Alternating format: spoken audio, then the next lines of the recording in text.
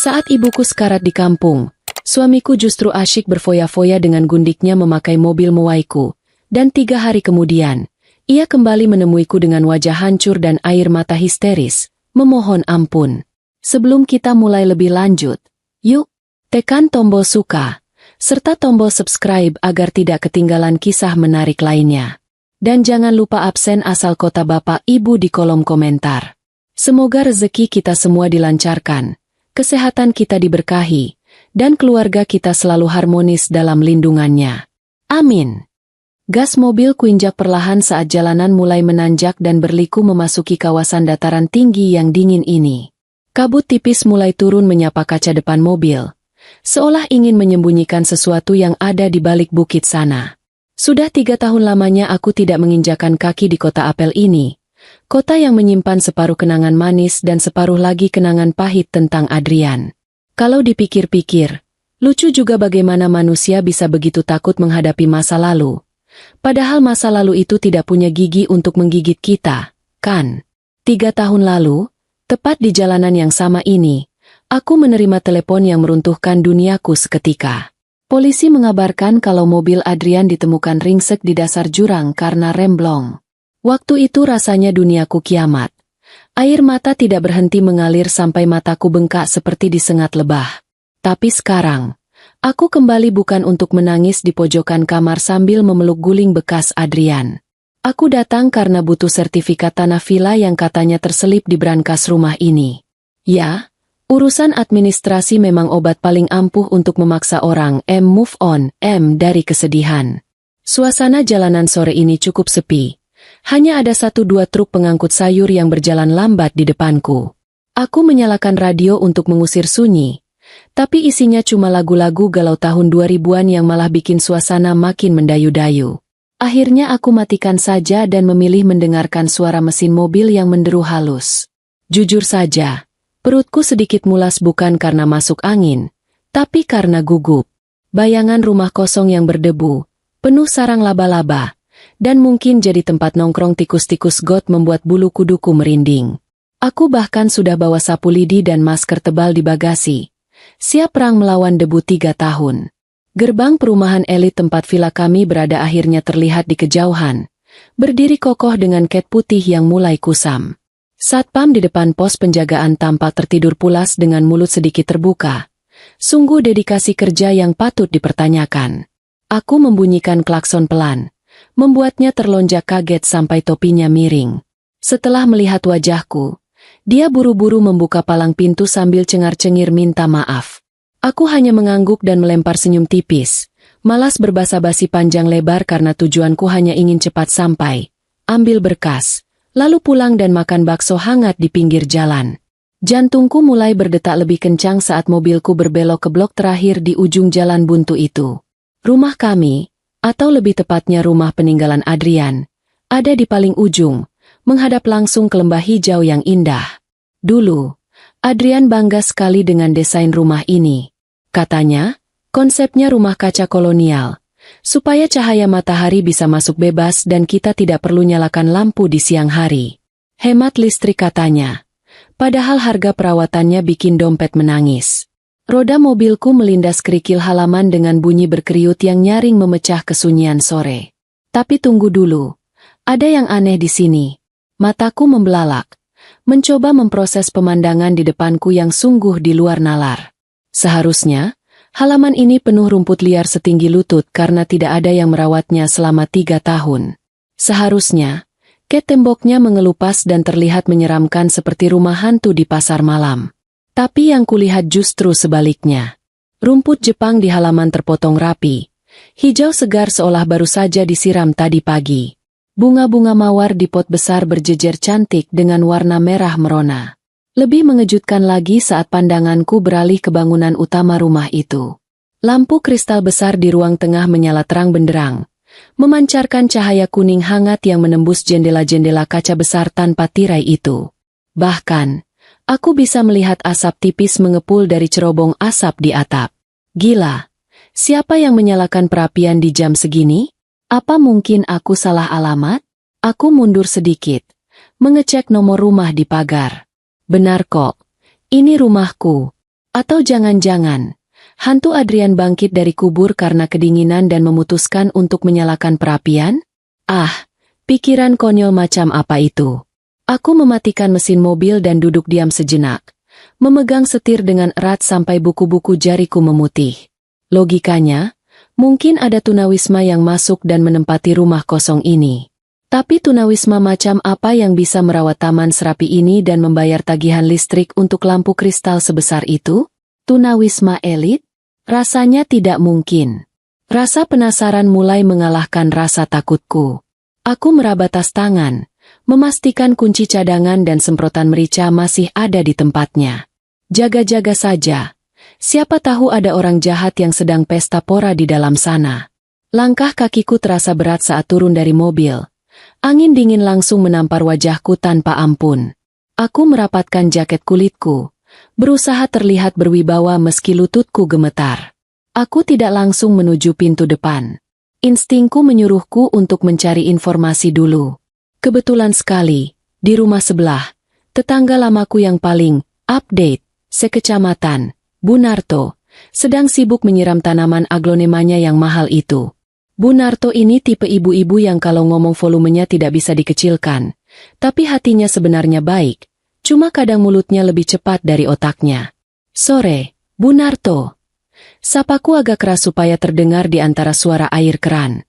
Bu Narto menoleh, dan ekspresinya persis seperti orang melihat setan di siang bolong. Selang air di tangannya sampai terlepas dan menyemprot kakinya sendiri. Astagfirullah.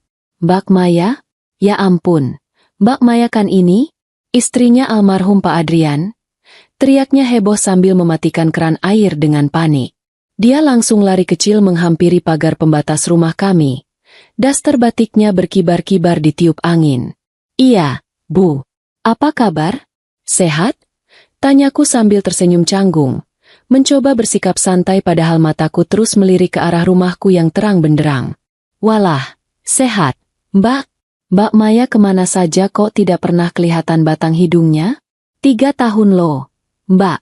Saya kira Mbak Maya sudah lupa sama rumah di sini. Cerocos Bu Narto tanpa jeda napas. Matanya meneliti penampilanku dari ujung rambut sampai ujung kaki. Mungkin sedang menilai apakah aku bertambah tua atau bertambah kaya. Biasalah, Bu. Sibuk kerja di kota. Namanya juga wanita karir. Kalau tidak kerja dapur tidak ngebul. Jawabku asal. Aku tidak mau curhat colongan tentang traumaku. Ngomong-ngomong, Bu Narto, itu rumah saya kok. Rapi sekali ya? Lampunya juga menyala. Apa Bu Narto yang bantu bersihkan? Pertanyaan itu meluncur begitu saja, dan aku berharap jawabannya adalah, iya. Aku berharap Bu Narto yang berbaik hati menyewa tukang kebun atau apalah. Tapi, reaksi Bu Narto justru membuat darahku berhenti mengalir sesaat. Dia tertawa renyah. Tawa khas ibu-ibu arisan yang merasa lucu dengan kebodohan orang lain. Loh, Mbak Maya ini kok lucu tanyanya? Ya jelas rapi dong. Mbak, kan ada yang menempati. Masak Mbak Maya lupa? Kata Bu Narto sambil mengibaskan tangannya yang basah. Dahiku berkerut dalam, bingung setengah mati. Yang menempati? Siapa? Bu? Saya tidak pernah menyewakan rumah ini ke siapapun. Kuncinya saja cuma saya yang pegang. Bu Narto mendadak berhenti tertawa. Wajahnya berubah sedikit bingung. Lalu dia mendekatkan wajahnya ke arahku seolah mau membocorkan rahasia negara. Loh, itu kan Mbak Rina yang tinggal di sana. Asistennya Mas Adrian dulu itu loh. Katanya dia diamanatkan Mas Adrian buat jaga rumah ini. Katanya demi si Junior juga biar udaranya segar. Rasanya seperti ada petir yang menyambar tepat di atas kepalaku, membuat telingaku berdenging seketika. Rina? Asisten Adrian? Si Rina yang kerjanya lambat dan selalu menunduk kalau bicara itu? Dan tunggu dulu. Junior? Siapa itu Junior? Otakku berputar cepat, mencoba mencerna informasi yang sungguh tidak masuk akal ini. Aku tidak pernah punya anak bernama Junior. Aku dan Adrian belum dikaruniai anak sampai dia meninggal. Mbak Rina? Ulangku dengan suara yang terdengar asing di telingaku sendiri. Maksud ibu? Rina mantan pegawainya Adrian? Dan Junior itu siapa, Bu? Bu Narto menutup mulutnya dengan tangan. Matanya membelalak kaget seolah baru sadar kalau dia baru saja melempar bom atom ke dalam rumah tanggaku yang sudah tamat. Waduh, Mbak Maya, jangan bilang Mbak Maya tidak tahu. Suaranya memelan, berubah jadi bisikan penuh rasa bersalah. Itu loh, Mbak, katanya si junior itu anaknya Mas Adrian. Mirip sekali loh, Mbak. Hidungnya, matanya, persis almarhum. Mereka sudah tinggal di situ sejak seminggu setelah tahlilan Mas Adrian selesai. Duniaku berguncang hebat. Lebih hebat daripada saat mendengar kabar kecelakaan Adrian dulu. Kalau dulu rasanya sedih dan hancur, sekarang rasanya seperti ditampar bolak-balik oleh kenyataan pahit yang memalukan. Anaknya Adrian? Seminggu setelah tahlilan? Jadi selama aku menangis meraung-raung di rumah utama kami di Surabaya, ada wanita lain dan anak yang katanya darah daging suamiku hidup nyaman di villa ini? Di rumah yang kami bangun dengan mimpi masa tua bersama? Kakiku lemas. Rasanya ingin ambruk di aspal saat itu juga. Tapi harga diriku menahanku tetap berdiri tegak. Aku Maya, wanita yang memimpin ratusan karyawan di kantor. Aku tidak boleh terlihat lemah di depan tetangga yang hobi gosip ini. Aku menarik napas panjang, mengisi paru-paruku dengan udara dingin yang menusuk namun menyadarkan logika. Oh begitu ya, Bu. Kataku dengan senyum yang kutahu pasti terlihat kaku seperti patung lilin. Mungkin saya yang lupa. Maklum, Bu. Urusan kantor banyak sekali sampai kadang hal-hal begini terlewat. Terima kasih ya infonya, Bu Narto. Bu Narto tampak masih ingin bertanya banyak hal. Rasa penasarannya pasti sedang memuncak melihat reaksiku yang aneh ini. Tapi aku tidak memberinya kesempatan. Aku berpamitan singkat, beralasan ingin segera istirahat karena lelah menyetir. Aku berbalik badan, berjalan kembali ke arah mobilku dengan langkah yang kuseret-seret sekuat tenaga agar terlihat normal. Di dalam mobil, aku tidak langsung menyalakan mesin. Aku menatap nanar ke arah jendela besar rumah itu. Dari balik kaca yang bening, aku melihat bayangan seseorang melintas. Seorang wanita dengan rambut dicepol asal, sedang menggendong anak kecil. Hatiku mencelos. Rasa marah, kecewa, dan jijik bercampur jadi satu adonan emosi yang siap meledak. Adrian, laki-laki yang kupuja sebagai suami paling setia, ternyata menyimpan bangkai busuk di balik senyum manisnya selama ini. Atau jangan-jangan, ini semua akal-akalan si Rina saja? Logikaku mulai bekerja kembali. Rina itu dulu kupecat karena ketahuan suka mengambil uang kembalian belanja kantor dan sering curi-curi pandang ke Adrian. Adrian sendiri yang bilang kalau dia risih dengan tingkah Rina. Lalu kenapa sekarang Rina bisa ada di sini, menguasai rumahku, dan mengaku punya anak dari Adrian? Ada yang tidak beres. Sangat tidak beres. Kalau ini film drama di televisi, mungkin si istri sah akan datang mendobrak pintu, menjambak rambut pelakor, dan menangis histeris. Tapi aku bukan pemain sinetron. Aku tidak akan membiarkan emosiku menghancurkan kesempatan untuk tahu kebenaran yang sesungguhnya. Kalau aku masuk sekarang dan mengamuk, Rina pasti akan punya 1000 alasan atau malah kabur membawa bukti. Tidak, aku harus bermain cantik. Aku melihat jam di dashboard mobil. Pukul 5 sore. Matahari mulai tergelincir turun, dan langit mulai berwarna jingga kemerahan. Sebentar lagi gelap akan menyelimuti kawasan ini. Itu waktu yang tepat. Aku ingat betul, rumah ini punya pintu samping yang terhubung langsung ke dapur dan gudang bawah tanah. Kunci pintu itu tidak pernah diganti karena modelnya kunci tua yang unik, dan aku masih menyimpan duplikatnya di gantungan kunciku. Aku memutuskan untuk memindahkan mobilku. Tidak boleh parkir di depan pagar. Nanti Rina curiga. Aku memundurkan mobil perlahan, memarkirnya di lahan kosong agak jauh di bawah jalan, tertutup rimbunnya pohon pinus. Biarlah aku jalan kaki sedikit. Anggap saja olahraga sore membakar kalori emosi. Setelah memastikan mobil terkunci aman, aku berjalan mengendap-endap kembali ke arah rumah. Lucu rasanya. Mengendap-endap mau masuk ke rumah sendiri seperti maling jemuran. Tapi adrenalin mulai membanjiri tubuhku, membuat rasa lelah menyetir tadi hilang tak berbekas. Aku melompati pagar samping yang pendek. Untung dulu aku rajin ikut kelas yoga, jadi badanku masih cukup lentur untuk aksi nekat begini. mendarat di rumput Jepang yang empuk. Aku merunduk di balik pot-pot bunga besar. Dari jarak sedekat ini, aku bisa mendengar suara televisi dari dalam rumah. Suara kartun anak-anak. Hatiku berdesir perih mendengar tawa kecil seorang balita. Kalau benar itu anak Adrian, betapa teganya Adrian menyembunyikan hal sebesar ini dariku. Tapi kalau itu bukan anak Adrian, berarti Rina sedang memainkan permainan yang sangat berbahaya. Dan dia salah memilih lawan. Aku merayap mendekati dinding samping, menghindari sorotan cahaya lampu dari jendela.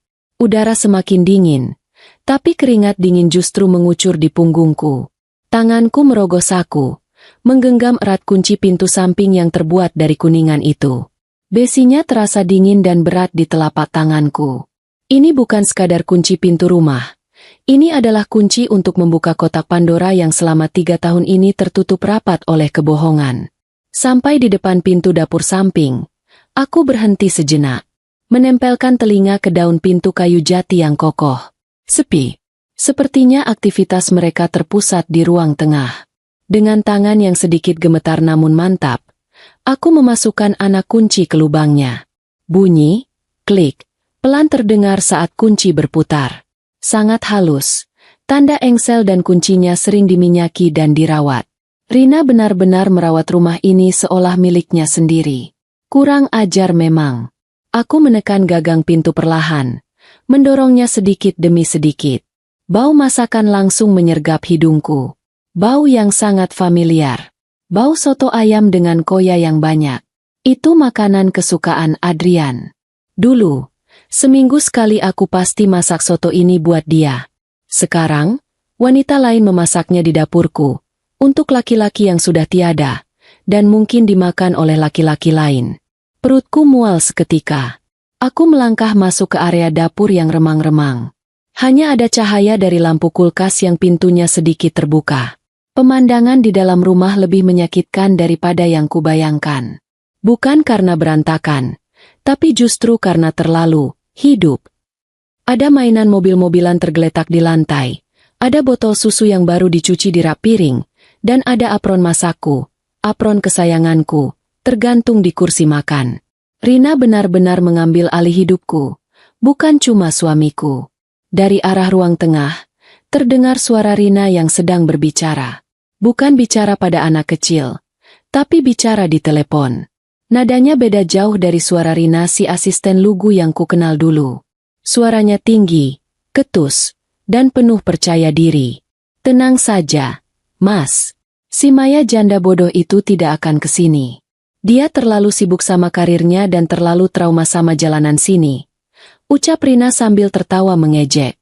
Lagian sertifikat dan deposito Adrian sudah aman buat masa depan kita. Kamu kapan kesini? Junior rewel nih cari papanya. Darahku mendidih sampai ke ubun-ubun. Tanganku mengepal kuat hingga kuku menancap di telapak tangan. Janda bodoh dia bilang? Oke. Rina, mari kita lihat siapa yang bodoh di sini. Kamu baru saja menyalakan sumbu dinamit. Dan aku yang pegang korek apinya. Aku melepas sepatu hak tinggiku, menentengnya di tangan kiri. Dengan langkah tanpa suara, aku bergerak masuk lebih dalam ke rumahku sendiri, siap menjadi mimpi buruk paling nyata bagi mereka yang sudah mengkhianatiku. Permainan baru saja dimulai. Aku bergerak cepat, mengendap-endap seperti siluman di rumah yang dulunya adalah istanaku. Suara Rina yang sedang menelepon terdengar menjauh. Sepertinya dia pindah ke ruang makan atau teras belakang. Aku memanfaatkan kesempatan ini untuk segera menemukan tempat persembunyian yang aman. Tempat di mana aku bisa mengamati dan mendengar tanpa terdeteksi. Pikiranku langsung tertuju pada satu tempat. Walk-in closet di kamar utama. Kamar itu memiliki pintu tersembunyi yang menghubungkan langsung ke kamar mandi mewah Adrian. Menaiki tangga marmer itu rasanya seperti menapak tilas ke dalam kenangan yang berdebu. Dulu, setiap langkah Adrian di tangga ini selalu disambut hangat olehku. Sekarang, setiap langkahku dipenuhi rasa waspada dan dendam dingin. Lantai 2 terasa lebih mencekam. Udara di sana lebih dingin dan aroma parfum mawar Rina sangat menyengat. Aroma yang persis sama dengan yang dulu dia pakai saat masih jadi asisten Adrian. Aku ingat sekali, dia pernah bilang parfum itu murah, Tapi ternyata wanginya bertahan lama sekali, bahkan sampai ke seluk-beluk kamar utamaku. Pintu kamar utama terbuka sedikit, dan aku mendorongnya tanpa suara. Di sana, di atas ranjang king size kami, tergeletak daster sutra milikku yang baru. Di sampingnya, ada bingkai foto yang dulunya berisi fotoku dan Adrian. Kini berganti foto Rina sedang tersenyum lebar sambil memegang standing microphone. Mungkin foto saat dia jadi biduan di hajatan. Aku menahan napas, menahan diri untuk tidak melempar bingkai itu ke dinding. Amarahku sudah di titik didih, tapi aku harus menjaganya agar tidak tumpah sebelum waktunya. Aku melesat masuk ke dalam walk-in closet mewah yang didominasi cermin dan rak kayu jati. Tempat itu penuh dengan pakaian Rina dan pakaian laki-laki yang bukan milik Adrian. Pakaian yang lebih mencolok, lebih norak. Kutarik pintu geser cermin perlahan, menyisakan celah kecil yang cukup untuk mengintip. Posisi ini adalah titik strategis. Aku bisa melihat seluruh kamar dan mendengar percakapan di luar pintu, apalagi kalau mereka kembali ke kamar. Tiba-tiba, terdengar suara langkah kaki menaiki tangga. Langkah yang berat dan tergesa-gesa. Itu bukan langkah Rina yang kecil dan ringan. Aku buru-buru memundurkan badanku di balik tumpukan kotak sepatu Adrian, membuat diriku sedekat mungkin ke dinding. Jantungku berdebar kencang, memukul-mukul tulang rusukku seperti genderang perang yang siap memanggil tentara. Pintu kamar terbuka dengan keras. Masuk seorang laki-laki bertubuh besar, dengan potongan rambut klimis dan kemeja batik yang terlihat terlalu ketat di tubuhnya. Dia tidak lain adalah si Wawan, sopir pribadi Adrian, yang kupecat setahun sebelum Adrian meninggal karena ketahuan suka menjual bensin mobil kantor untuk beli rokok kretek. Nah, ini dia pelengkap drama pengkhianatan ini. Wawan adalah selingkuhan yang disebut Rina tadi. Rina muncul di belakang Wawan, memeluk lengan besar sopir itu dengan manja. Wajahnya terlihat lega saat Wawan datang. Mereka langsung duduk di tepi ranjang. Rina meletakkan ponselnya di nakas. Posisiku sempurna. Aku bisa mendengar setiap kata-kata yang keluar dari mulut mereka. "Kamu kenapa, sih, Mas? Kok panik banget datang ke sini malam-malam gini?" Tanya Rina dengan suara yang dibuat mendesah manja. Wawan mengusap peluhnya. "Aku paniklah, sayang. Aku tadi lihat mobil sedan hitam kayak mobil si Maya parkir di bawah dekat hutan pinus. Jauh. Tapi aku yakin itu mobilnya. Jangan-jangan si janda itu beneran balik." Rina tertawa meremehkan. "Ah, kamu ini paranoid. Itu pasti mobil turis yang kesasar. Kamu dengar sendiri tadi aku bilang ke dia. Maksudku ke temanku, kalau si Maya itu penakut, dia nggak akan berani ke sini. Rumah ini kan penuh kenangan buruk buat dia. Trauma sama Adrian, katanya." Wawan bangkit, berjalan mondar-mandir di depan pintu kloset tempatku bersembunyi. Jarak kami hanya tinggal 2 meter, dan aku harus menahan diri agar tidak batuk karena bau parfum aftershave Wawan yang menusuk hidung. Tapi, aku nggak tenang. "Rin, kita harus clearkan rumah ini. Sertifikatnya sudah kamu amanin belum? Kalau dia datang dan nemu sertifikat aslinya di brankas Adrian, kita tamat." Rina mendengus kesal. "Sudah, Mas Wawan. Sudah kuamankan. Aku sudah ganti dengan sertifikat palsu yang kita buat di kantor notaris langgananmu itu. Brankasnya juga sudah kukunci pakai tanggal pernikahan Maya dan Adrian. Si Maya kan sentimental banget sama tanggal itu. Dia pasti mengira kodenya masih sama. Padahal sudah kubuat beda total. Lagiannya, Mas, brankas itu sudah kosong isinya. Emasnya sudah kita jual buat beli mobilmu yang baru. Ingat." Aku tersenyum tipis di balik cermin kloset. Rina meremehkan kecerdasanku. Brankas Adrian memang dikunci pakai tanggal pernikahan kami. Tapi Adrian sudah menggantinya 2 minggu sebelum meninggal. Aku tahu kodenya. Tapi, aku pura-pura tidak tahu saja. Biar mereka mati penasaran. Rasa penasaran Wawan sepertinya tidak hilang-hilang. Dia kemudian mendekati meja kerja Adrian, menggeser laptop kerja Adrian, yang kini sudah jadi milik Wawan, dan menemukan tumpukan berkas. Itu berkas lama, berkas pemeriksaan medis Adrian sebelum kecelakaan. Aku ingat Adrian sempat mengeluh suka pusing dan mudah panik. "Lihat ini, Rin. kata Wawan sambil memegang selembar kertas diagnosis dari psikiater. Ini surat dari psikiater Adrian. Katanya Adrian suka halusinasi dan takut berlebihan sebulan sebelum meninggal. Dia bahkan minta obat penenang dosis tinggi. Untung aku cepat. Ya, sayang. Kalau tidak, si Adrian bisa-bisa curiga dengan obat yang kita kasih ke dia.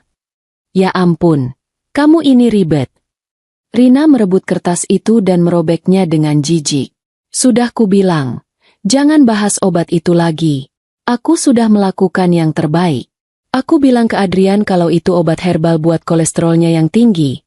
Padahal itu kan obat yang bikin dia linglung, nggak fokus, dan selalu ngantuk saat menyetir. Si Adrian bodoh itu percaya saja. Dia sudah gila duluan karena kamu selalu menerornya lewat telepon anonim. Dia pikir dia sudah nggak waras sebelum kecelakaan itu. Kepalaku serasa dihantam palu godam berkali-kali. Jadi Adrian tidak meninggal karena remblong, melainkan karena obat yang membuatnya linglung dan rasa takut yang kubuat-buat. Wawan, sopir yang seharusnya menjaga Adrian, justru menerornya. Dan Rina, mantan asisten yang harusnya membantunya, justru memberinya obat yang membuatnya celaka. Mereka merencanakan kecelakaan ini. Ini bukan kecelakaan tunggal. Ini adalah pembunuhan berencana yang dilakukan dengan sangat rapi dan keji. Adrian dibunuh oleh 2 orang terdekatnya. Napas yang kuhela tertahan di dada. Aku harus menahan semua emosi ini. Jangan ada isak tangis. Jangan ada erangan. Aku harus tetap diam. Seolah-olah aku adalah lemari cermin yang tak bernyawa. Untungnya, Wawan dan Rina terlalu asyik dengan dunia mereka sendiri, terlalu mabuk dengan kemenangan dan harta yang mereka rebut. Ngomong-ngomong, si Junior mana, Rin? Tanya Wawan, nadanya mulai melunak. Junior lagi tidur di kamar tamu. Sudah kubilang, aku nggak mau anak kita tidur di kamar ini. Nanti dia jadi anak manja kayak Adrian. Jawab Rina santai. Dia kemudian bangkit, berjalan ke arah meja rias dan membuka sebuah kotak perhiasan. Rina mengeluarkan sebuah kalung liontin emas dengan inisial A. Itu adalah kalung hadiah ulang tahun yang kuberikan pada Adrian saat kami masih pacaran. Rina memandang kalung itu dengan senyum licik. Adrian bodoh itu menyimpan kalung ini di brankas. Padahal kuberikan ke dia kalung yang lebih mahal. Dia nggak tahu kalau kalung ini punya nilai sentimental. Aku akan jual ini besok. Lumayan buat beli tas baru. Aku melihat jam di nakas. Sudah pukul 6 sore. Langit di luar jendela mulai gelap. Aku harus bertindak sebelum Wawan dan Rina kembali asyik dengan agenda kotor mereka yang lain. Aku sudah punya cukup bukti lisan. Mereka sudah mengakui pembunuhan Adrian, teror yang membuat Adrian linglung, dan penggelapan harta. Aku harus keluar dari sini. Tapi tidak boleh ketahuan. Pikiranku langsung tertuju pada kamar mandi. Kamar mandi utama memiliki jendela kecil yang menghadap ke kebun belakang yang rimbun dan tidak tersentuh. Dari sana, aku bisa melompat ke bawah dan kabur. Risiko patah kaki kecil, tapi risiko ketahuan dan dibunuh Wawan jauh lebih besar. Tiba-tiba, Wawan bangkit, berjalan ke arah kloset. Jantungku serasa jatuh ke lambung. Mataku terbelalak. Dia pasti mau mengambil pakaiannya. Aku merapatkan tubuhku ke dinding, memegang erat blazer yang tergantung di depanku. Aku haus nih, Rin. Ambilin aku air hangat di dapur. Capek banget nyetir dari kota. Pinta Wawan tanpa melihat ke arah kloset. Manja banget sih, Mas. Ambil sendiri sana. Aku lagi sibuk hitung uang penjualan perhiasan Adrian. Gerutu Rina. Wawan mendengus. Lalu berjalan keluar kamar tanpa menyadari bahwa di balik pintu cermin yang ia lewati, istrinya yang janda bodoh, sedang menahan napas sambil merencanakan kehancurannya. Begitu pintu kamar tertutup, aku langsung melesat ke kamar mandi. Aku tidak punya banyak waktu. Rina bisa kembali kapan saja. Aku mengunci pintu kamar mandi dari dalam dengan bunyi klik yang sangat pelan. Jendela kaca kecil yang terpasang di atas bak mandi itu sangat sempit. Tapi harus kucoba. Aku menyingkirkan tirai sawer tebal, memanjat ke tepi bak mandi, dan membuka engsel jendela itu dengan sekuat tenaga. Angin dingin dan aroma tanah basah langsung menerpa wajahku. Aku mengintip ke bawah. Jaraknya lumayan tinggi, sekitar 3 meter.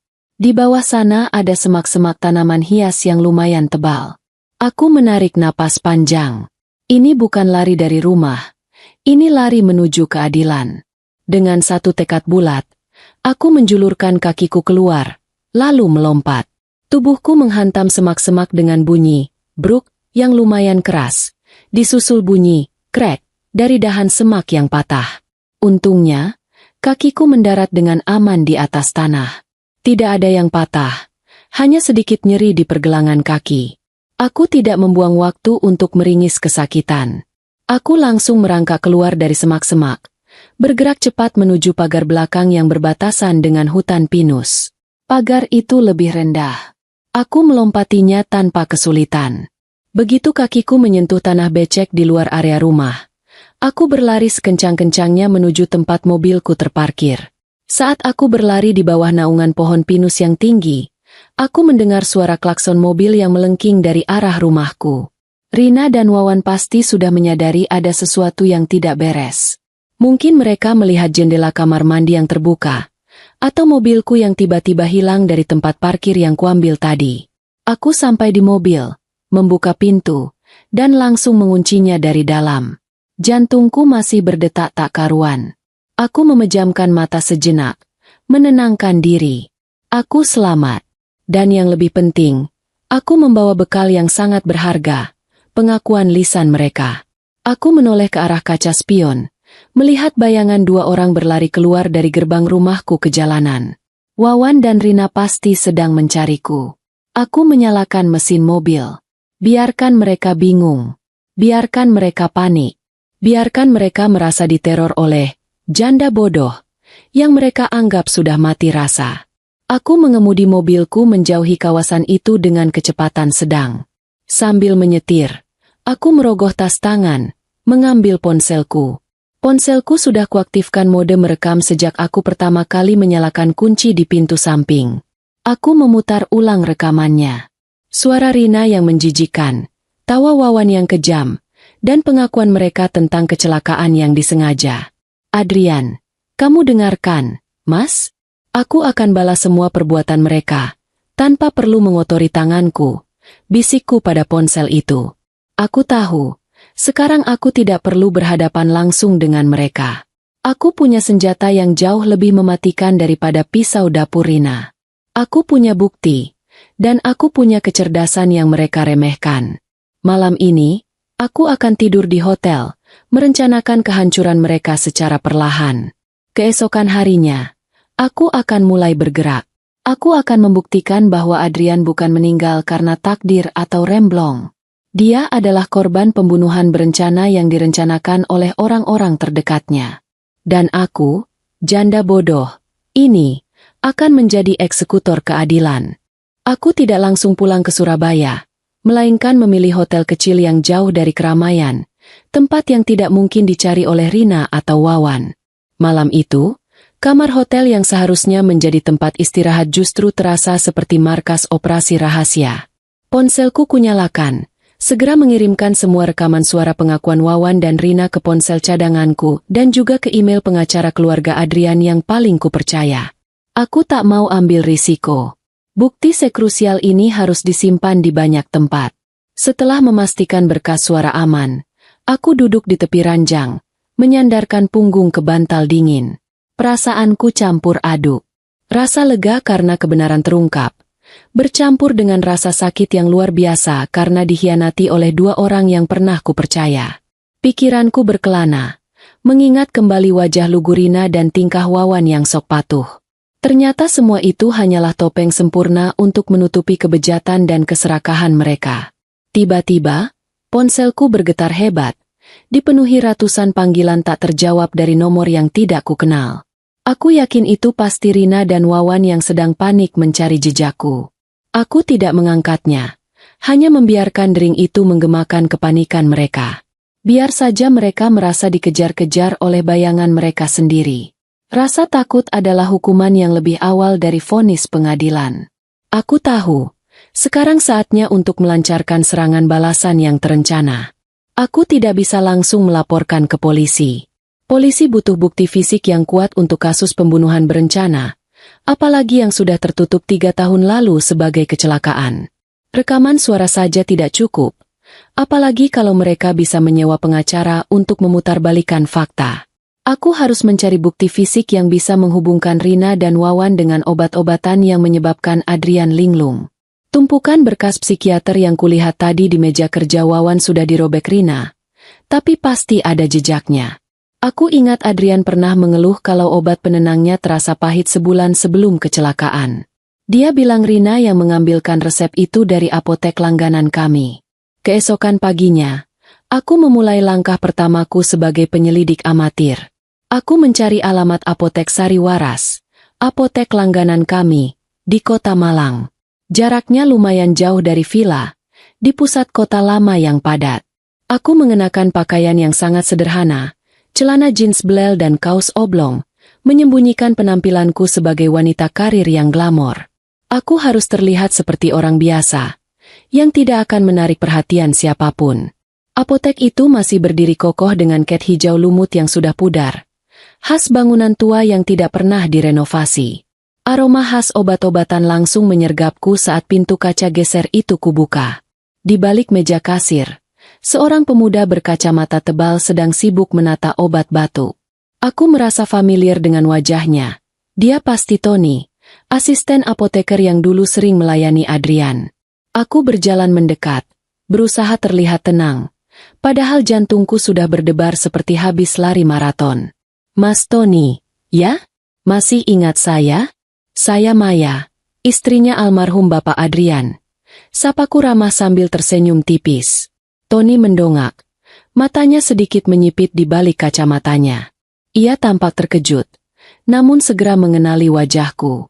Ya ampun, Bu Maya. Tentu saja saya ingat.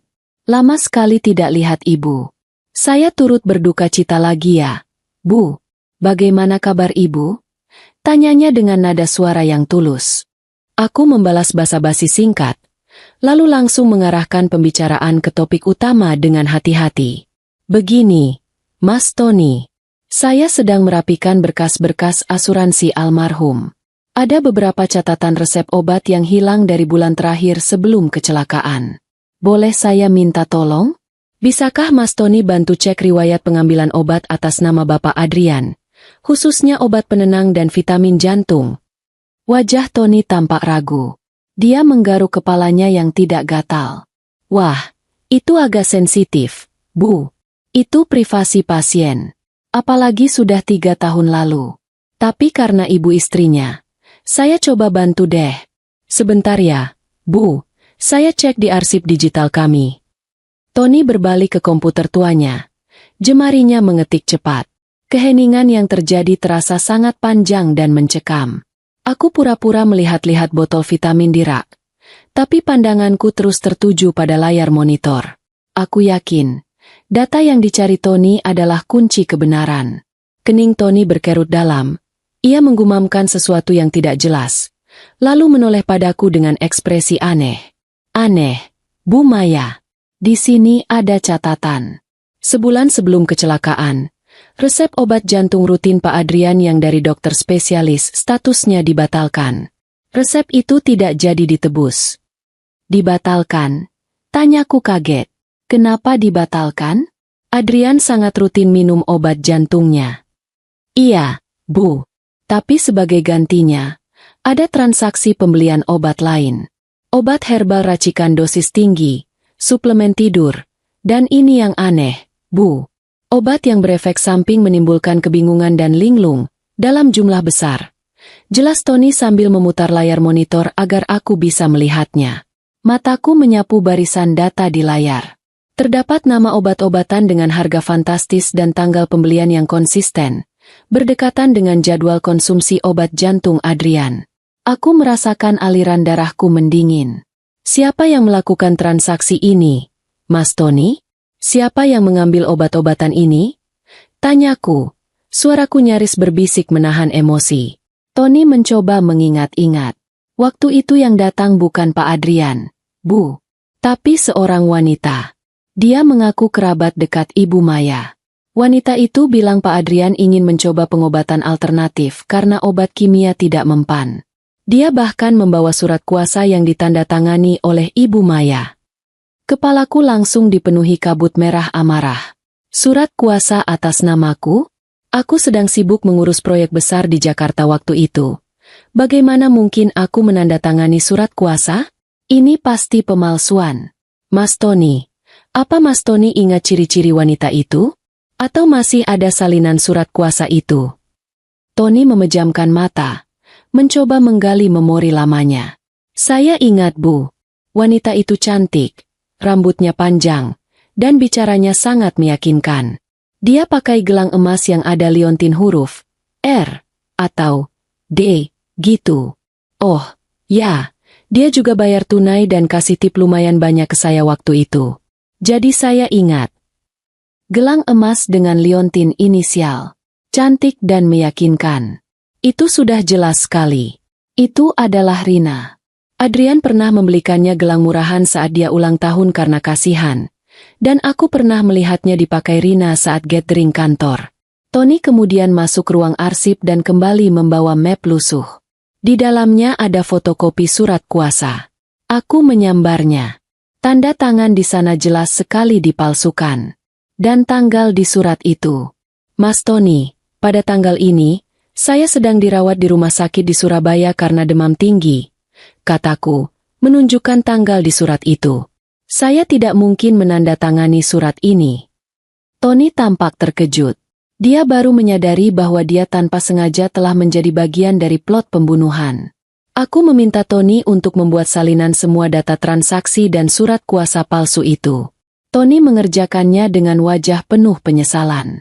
Keluar dari apotek itu, rasanya seperti membawa batu besar di punggungku. Bukti ini adalah peluru pertamaku. Rina memalsukan identitasku, mengganti obat Adrian dengan racun yang lambat, dan menyebabkan kecelakaan itu.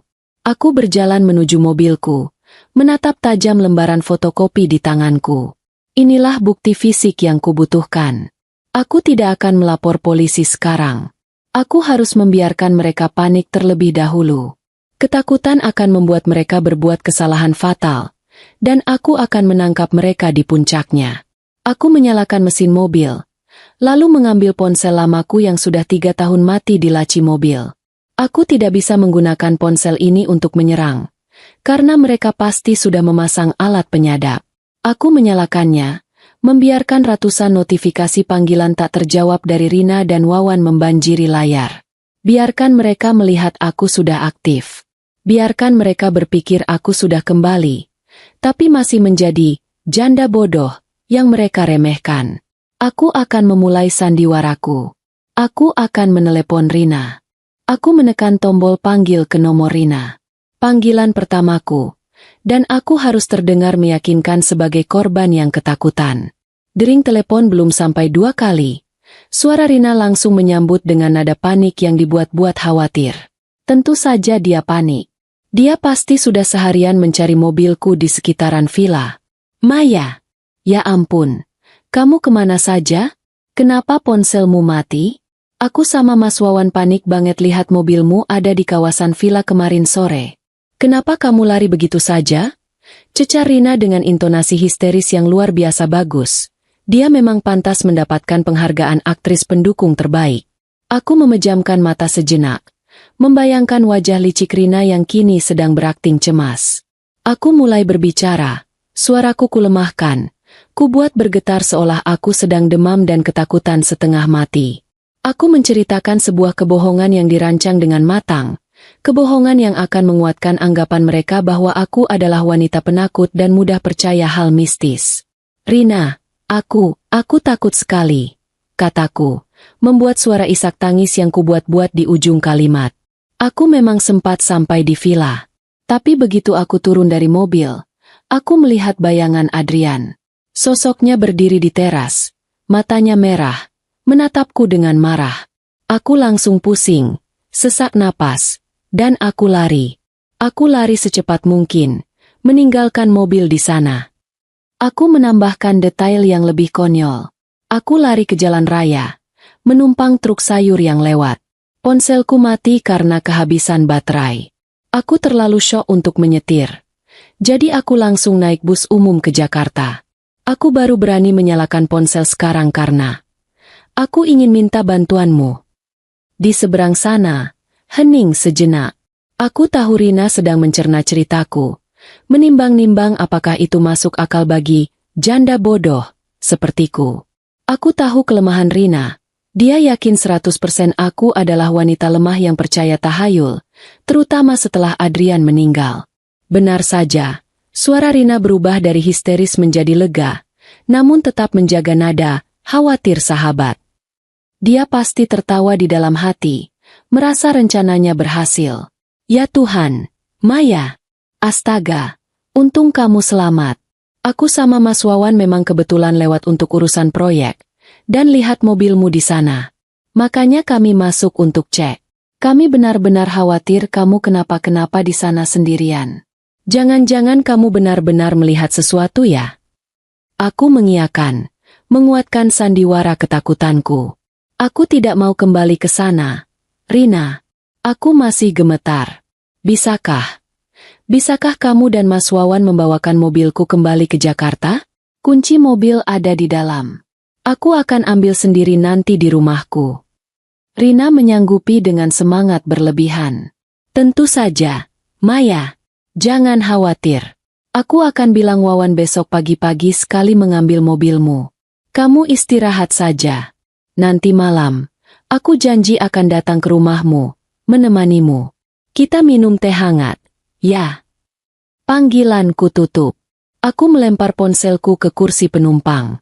Aku tertawa, tawa yang tidak lucu dan sangat dingin. Mereka termakan umpanku bulat-bulat. Mereka berpikir aku lari ketakutan karena hantu. Padahal aku lari karena dikejar pembunuh. Perasaan aman yang kini mereka rasakan adalah titik awal dari kehancuran mereka. Mereka berpikir rahasia mereka masih aman terkunci di villa. Padahal aku sudah membawa kunci utamanya, pengakuan mereka dan bukti fisik dari apotek. Sore harinya, aku sudah kembali di rumahku yang sesungguhnya di Jakarta. Aku membersihkan diri, mengganti pakaian menjadi pakaian rumah yang rapi, dan menunggu kedatangan mereka. Aku tahu mereka akan datang. Mereka akan datang untuk memastikan aku masih bodoh, masih lemah, dan masih mudah dipermainkan. Tepat pukul 8 malam, bel rumahku berbunyi. Aku menarik napas panjang, memasang wajah lelah dan lesu. Rina dan Wawan masuk. Wawan, si sopir yang sekarang bertingkah seperti pemilik mobil mewah itu, pura-pura marah dan menasihatiku agar tidak nekat pergi ke tempat sepi sendirian. Rina langsung memelukku erat. Pelukan itu terasa seperti pelukan ular, dingin dan mematikan. Syukurlah kamu baik-baik saja, Mei, bisik Rina di telingaku. Aku memaksakan diri membalas pelukannya. Merasakan bau parfum mawar Rina yang sama menusuknya dengan di Malang. Saat Rina bergerak ke dapur untuk membuatkan teh, lagi-lagi bertingkah seperti nyonya rumah yang baik hati, aku melancarkan serangan pertamaku. Aku sudah menyiapkan sebuah amplop coklat kosong, dan menuliskan satu kalimat di luarnya dengan spidol merah tebal. Saksi mata 14 Februari. 14 Februari. Itu tanggal kami menikah. Tapi juga tanggal yang sangat penting bagi kecurigaan mereka. Aku sengaja meletakkan amplop itu di atas meja kaca di ruang tamu, tepat di depan Wawan yang sedang duduk. Aku pura-pura sibuk mencari remote televisi. Wawan melihat amplop itu. Matanya langsung membelalak. Otot lehernya menegang. Keringat dingin mulai muncul di pelipisnya. Dia menatap amplop itu, lalu menatapku dengan mata penuh kecurigaan. Tapi aku berakting sangat polos, seolah-olah aku tidak menyadari gejolak emosi yang sedang terjadi di dirinya. Mas Wawan, kenapa? Tanyaku dengan nada suara datar. Itu amplop apa? Tadi pagi ada di kotak pos. Mungkin surat tagihan atau apa? Wawan buru-buru menyembunyikan kegugupannya, tetapi tangannya tidak bisa menyembunyikan getaran saat dia membalik amplop itu. Ah, tidak apa-apa, Mei. Cuma tulisannya aneh saja. Kayak kode-kode rahasia, katanya sambil tertawa sumbang. Saat Rina kembali membawa nampan teh, Wawan langsung memberikan kode mata ke arah amplop itu. Wajah Rina yang semula ceria langsung pucat pasi melihat tulisan. Saksi mata 14 Februari. Suasana di ruang tamu yang tadinya hangat karena sandiwara, kini berubah menjadi tegang, sunyi, dan dingin. Aku duduk diam, menyeruput teh hangat buatan Rina dengan senyum kemenangan tersembunyi. Mereka tidak akan bisa tidur nyenyak malam ini. Aku baru saja menanam benih kecurigaan. Mereka akan berpikir ada orang lain, saksi mata, yang tahu tentang tanggal pernikahan palsu yang mereka buat atau tanggal penting lain yang tersembunyi. Mereka akan menghabiskan malam ini untuk saling menyalahkan dan memecahkan kode yang sebenarnya tidak ada. Tepat 5 menit setelah mereka pergi, aku mengambil ponsel cadangan baruku. Aku mengirimkan sebuah pesan singkat tanpa nama ke nomor Wawan. Isinya pendek, padat, dan menusuk. Obat yang kamu tukar itu rasanya pahit kan? Aku melihat kalian di apotek hari itu. Tombol kirim kutekan. Ponsel itu langsung kumandikan air dan kubuang ke tempat sampah agar tidak bisa dilacak. Biarlah mereka gila mencari tahu siapa pengirim pesan itu. Mereka akan berpikir aku punya mata-mata di mana-mana. Mereka akan mulai mencurigai Tony si apoteker. Dan yang paling penting, mereka akan mulai mencurigai satu sama lain. Aliansi jahat yang mereka bangun di atas kebohongan akan segera retak. Sejak menerima pesan singkat anonim itu, kehidupan Rina dan Wawan langsung berubah menjadi neraka paranoid yang kuharapkan. Aku tidak perlu lagi melihat mereka secara langsung. Penyadap yang dulu sengaja Adrian tanam di mobil pribadinya, karena Adrian mencurigai Wawan, kini menjadi mata dan telingaku. Dari balik rumahku di Jakarta, aku mendengarkan pertengkaran mereka yang semakin intens.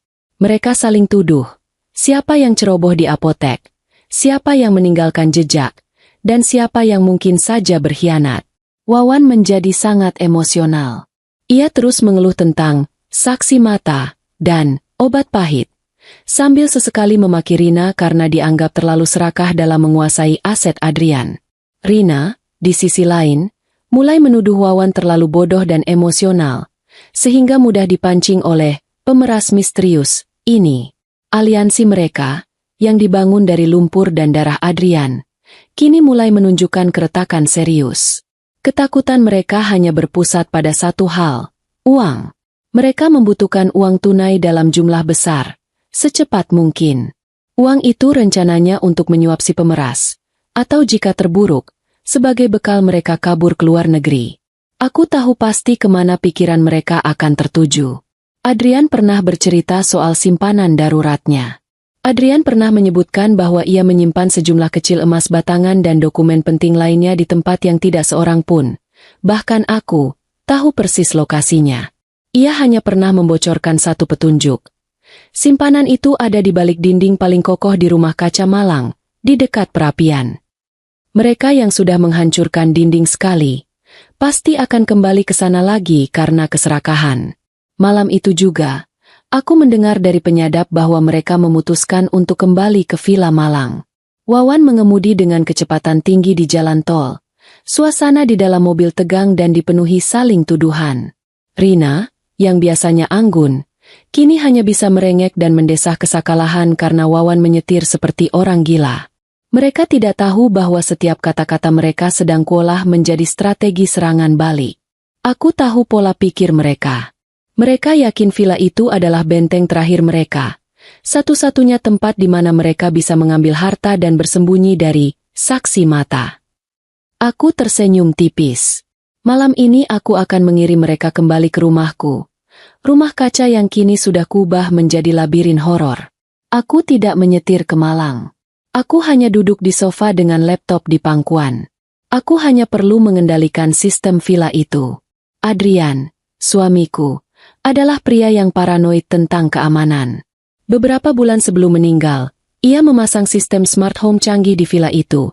Sistem yang menghubungkan semua lampu, pengeras suara tersembunyi, tirai besi otomatis, hingga sekring listrik utama, dan semuanya bisa dikendalikan melalui server tersembunyi di ruang rahasia. Adrian pernah mengajariku cara mengoperasikannya. Dengan alasan jika terjadi kebakaran atau gempa, aku bisa mematikan semua listrik dari jarak jauh. Rina dan Wawan pasti tidak tahu cara kerjanya. Mereka hanya tahu cara menikmati fasilitasnya. Begitu mereka tiba di villa dan Wawan membuka pintu depan dengan kasar, aku memulai aksiku. Aku tidak langsung menyerang. Aku membiarkan mereka masuk ruang tengah, di mana mereka mulai berdebat tentang di mana persisnya dinding yang dimaksud Adrian. Wawan mengambil palu besar, bersiap menghantam dinding di dekat perapian. Tepat saat Wawan mengangkat palunya, aku menekan satu tombol di layar laptopku. Lampu kristal besar di ruang tengah langsung padam seketika. Gelap gulita menyergap. Rina menjerit nyaring. Suara yang persis sama dengan yang kudengar dari rekaman saat dia melihatku kabur di villa waktu itu. Wawan mengumpat kasar. Buru-buru menyalakan senter dari ponselnya. Mati lampu biasa. Rin. Jangan histeris. Teriak Wawan. Meski suaranya sendiri terdengar panik. Nyalakan gensetnya. Mas. Aku nggak suka gelap. Rengek Rina. Belum sempat Wawan bergerak. Alunan musik klasik mulai mengalun pelan dari arah kamar utama di lantai 2. Itu adalah lagu favorit Adrian. Lagu yang selalu dia putar saat dia sedang sedih atau bingung. Musik itu terdengar lirih, namun sangat jelas, menembus kesunyian malam di tengah kegelapan total. Rina dan Wawan terdiam. Keduanya saling pandang dengan wajah pucat yang diterangi cahaya senter ponsel. Musik itu jelas sekali disetel dari lantai atas. Siapa yang menyalakan musik itu? Bisik Rina. Suaranya kini penuh ketakutan. Mungkin korsleting, jawab Wawan, mencoba mencari logika yang tidak ada. Mereka memutuskan naik ke atas, dengan langkah yang sangat berat dan ragu-ragu. Semakin dekat mereka ke kamar utama, semakin jelas aroma yang tercium. Aroma kayu cendana bercampur tembakau, wangi khas parfum Adrian. Aku tahu Rina sudah membuang semua parfum Adrian, tapi aku sengaja menyemprotkan pengharum ruangan dengan aroma itu melalui ventilasi yang terhubung ke sistem pendingin udara. Saat mereka sampai di kamar utama dan Wawan menendang pintu hingga terbuka, musik itu berhenti mendadak. Kamar itu kosong, namun pandangan mereka tertuju pada kursi goyang rotan milik Adrian yang menghadap ke jendela. Kursi itu bergoyang pelan, maju mundur, kriet, kriet, kriet. Seolah ada seseorang yang baru saja bangkit dari duduknya. Rina menjerit histeris dan langsung lari menuruni tangga.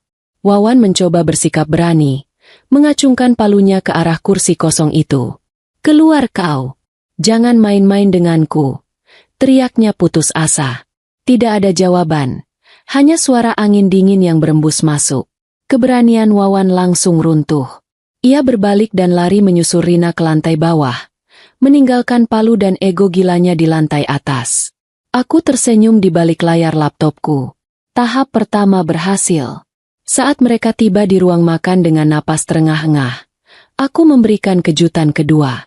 Di atas meja makan kaca yang bersih, meja yang tadi siang mereka lap, kini tergeletak sebuah amplop putih. Amplop itu sama sekali tidak ada di sana 10 menit yang lalu. Wawan mendekati meja. Tangannya gemetar saat mengambil amplop itu. Isinya adalah selembar kertas fotokopi. Terlihat seperti laporan hasil otopsi.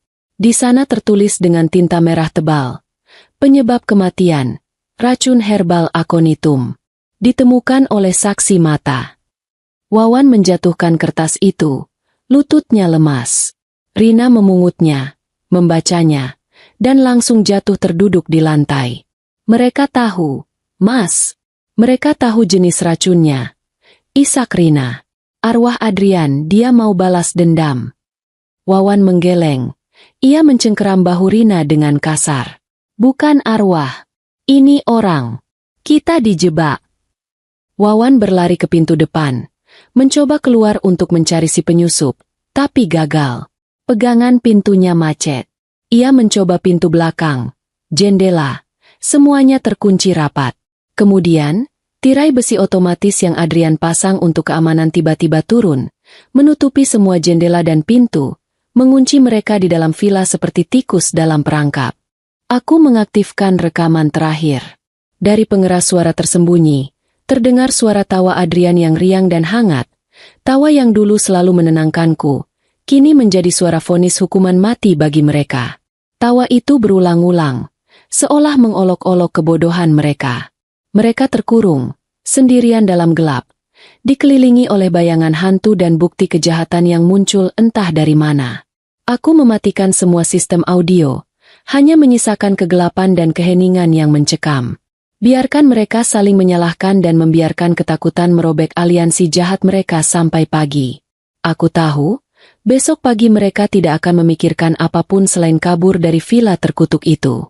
Dan saat itulah, aku akan memberikan serangan final. Matahari pagi menyusup masuk melalui celah-celah tirai besi yang mulai terangkat secara otomatis.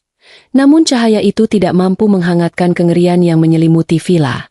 Wawan dan Rina menghabiskan malam dengan duduk berimpitan di sudut ruang tengah, tidak tidur barang sedetik pun. Wajah mereka terlihat kuyu, mata merah, dan penuh lingkaran hitam, jauh dari kesan pasangan selingkuh yang hidup mewah. Begitu tirai besi itu terangkat penuh, memperlihatkan pemandangan taman yang indah di pagi hari, naluri bertahan hidup mereka langsung menyala. Mereka tidak lagi peduli dengan emas batangan, sertifikat palsu, atau bahkan anak yang sedang tidur di kamar tamu. Yang mereka inginkan hanyalah lari sejauh mungkin dari rumah yang mereka yakini telah dihantui arwah Adrian dan dikejar. Saksi mata, misterius.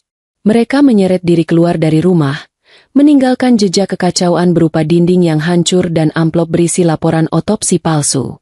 Namun, ketakutan semalam telah mengubah dinamika hubungan mereka. Rasa percaya yang menjadi dasar kejahatan mereka kini hancur lebur. Di dalam mobil Wawan, tidak ada lagi kemesraan.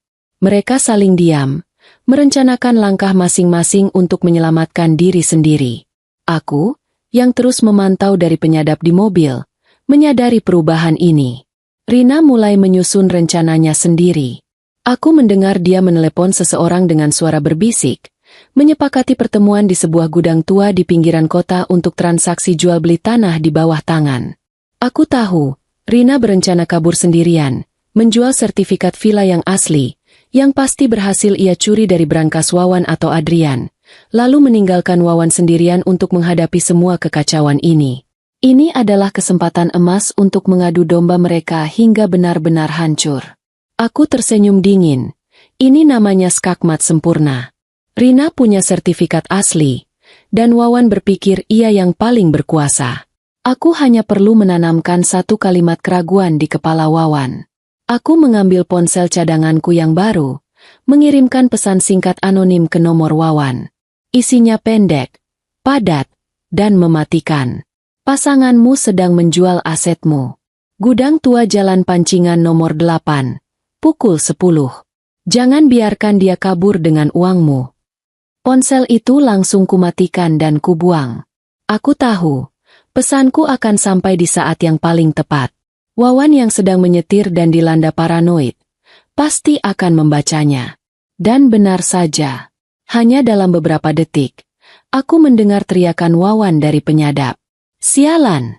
Jadi ini rencanamu, Rin? Hah? Teriak Wawan. Suaranya dipenuhi amarah yang meledak-ledak. Dia langsung meminggirkan mobil di bahu jalan.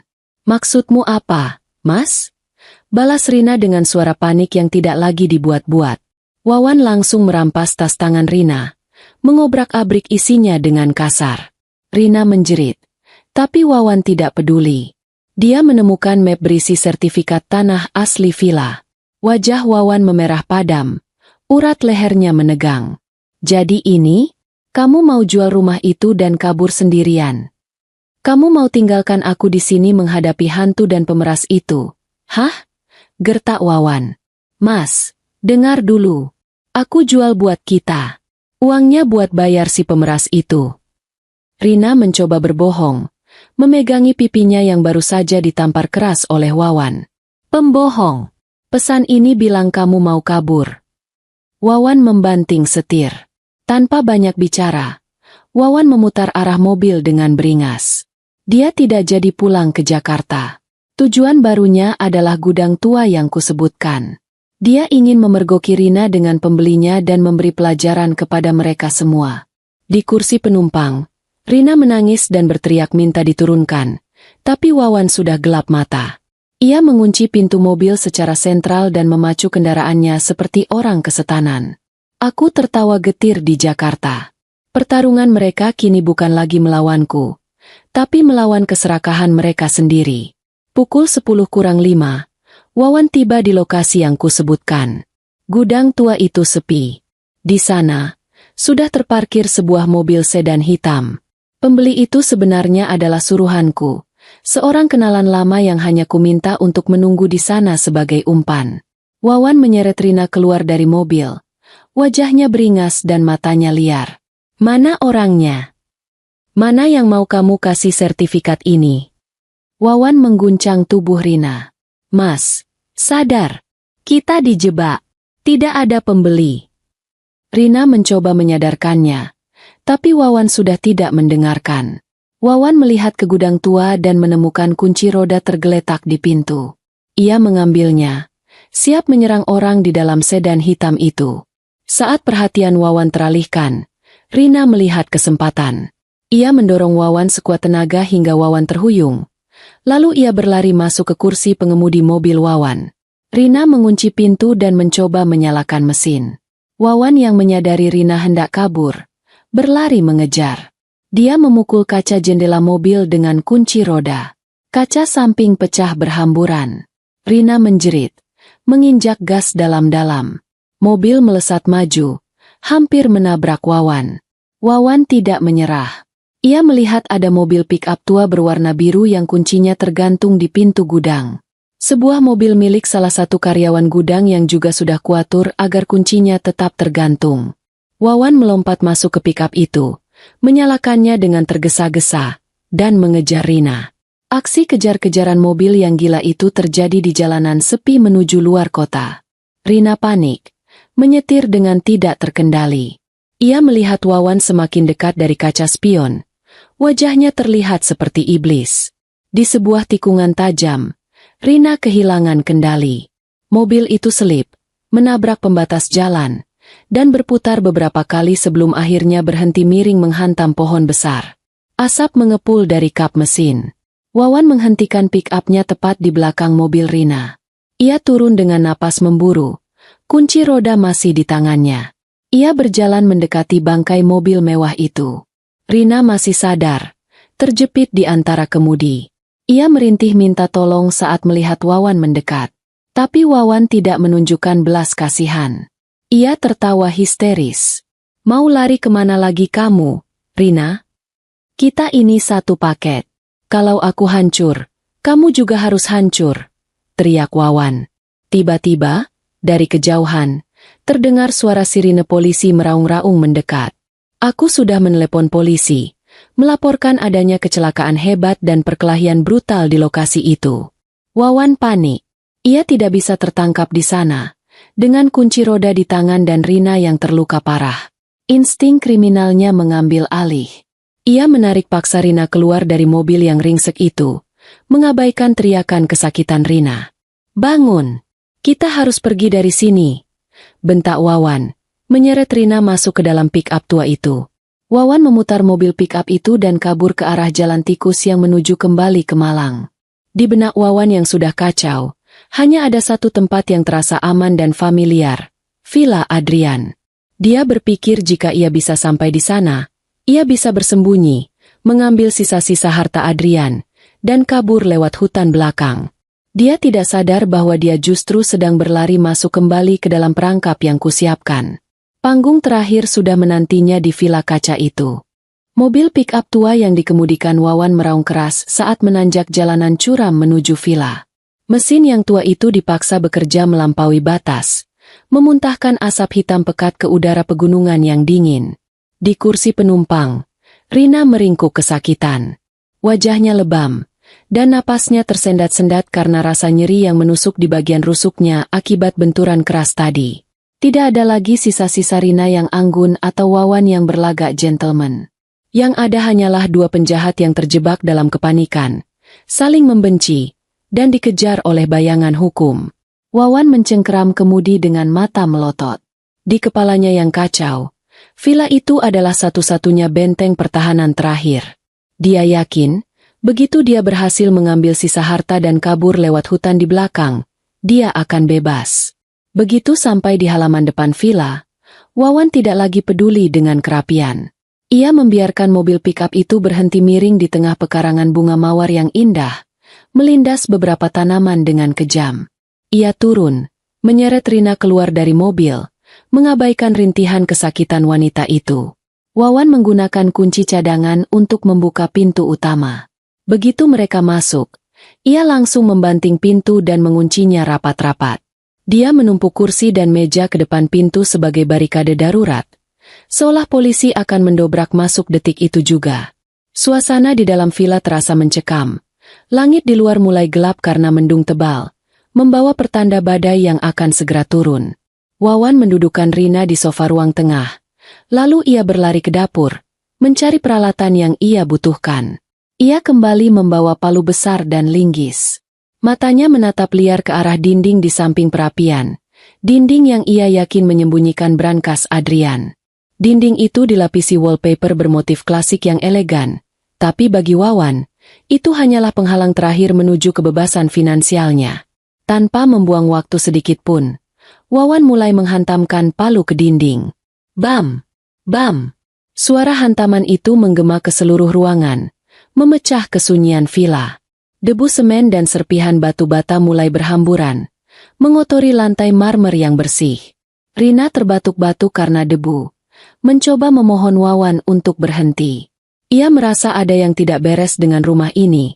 Firasatnya mengatakan mereka sedang diawasi. Wawan sudah tuli terhadap akal sehat. Ia terus memukul, merobek wallpaper, menghancurkan plesteran semen. Hingga akhirnya, terdengar bunyi denting logam yang nyaring. Mata Wawan berbinar-binar kegirangan. Ia memukul lebih keras di area itu, merontokkan sisa-sisa semen, hingga terlihatlah sebuah pintu brankas besi berwarna hitam yang tertanam kokoh di dalam dinding. Wawan tertawa histeris, menjatuhkan palunya, dan berlutut di depan brankas itu. Tiket kebebasannya ada di depan mata. Emas batangan senilai miliaran rupiah pasti ada di dalamnya. Cukup untuk hidup mewah di luar negeri dan melupakan semua kekacauan ini. Namun, tawa Wawan terhenti mendadak saat ia melihat panel kunci brankas tersebut. Itu bukan kunci putar biasa seperti yang ia harapkan, melainkan panel digital yang membutuhkan 6 digit kode angka. Wawan mencoba memasukkan tanggal lahir Adrian. Gagal. Dia mencoba tanggal kematian Adrian. Gagal lagi. Keringat dingin bercucuran di dahi Wawan. Ia menoleh ke arah Rina yang masih terbaring lemah di sofa. Wawan bangkit dan mencengkeram kerah baju Rina. Ia mengguncang tubuh wanita itu dengan kasar. Kodenya apa, Rin? Kamu tahu kodenya? Cepat katakan, teriak Wawan. Rina menangis, menggelengkan kepala lemah. Aku tidak tahu, Mas. Adrian tidak pernah memberitahuku soal brankas itu. Wawan tidak percaya. Ia menuduh Rina menyembunyikan kodenya agar bisa menguasai emas itu sendirian. Di tengah kepanikan Wawan yang mencoba menebak-nebak sandi, tiba-tiba lampu di seluruh villa padam total. Kegelapan pekat menyergap seketika. Di luar, suara guntur menggelegar, diikuti kilatan petir yang menyambar-nyambar, menerangi ruangan sesaat dengan cahaya putih yang mengerikan. Rina menjerit ketakutan. Lalu, suara itu muncul. Dari sistem audio rumah yang tersembunyi di langit-langit, terdengar suara langkah kaki yang berat. Tap, tap, tap. Suara itu terdengar seolah seseorang sedang berjalan mondar-mandir di lantai 2, tepat di atas kepala mereka. Wawan menodongkan linggis ke langit-langit, berteriak menantang siapapun yang ada di sana untuk turun. Namun, suara langkah kaki itu berhenti, digantikan oleh suara rekaman yang sangat mereka kenal. Itu adalah suara almarhum Adrian. Suara itu terdengar jernih, tenang, namun penuh wibawa. Kamu tahu kenapa aku membangun villa ini? Suara Adrian menggema di kegelapan. Untuk tempat berlindung keluargaku. Bukan untuk tempat persembunyian para pengkhianat. Rina menutup telinganya, menangis histeris. Ia memohon ampun, bersujud di lantai. Ia mengira arwah Adrian benar-benar datang menuntut balas. Wawan, yang awalnya skeptis, kini mulai goyah. Bagaimana mungkin ada rekaman suara yang begitu spesifik?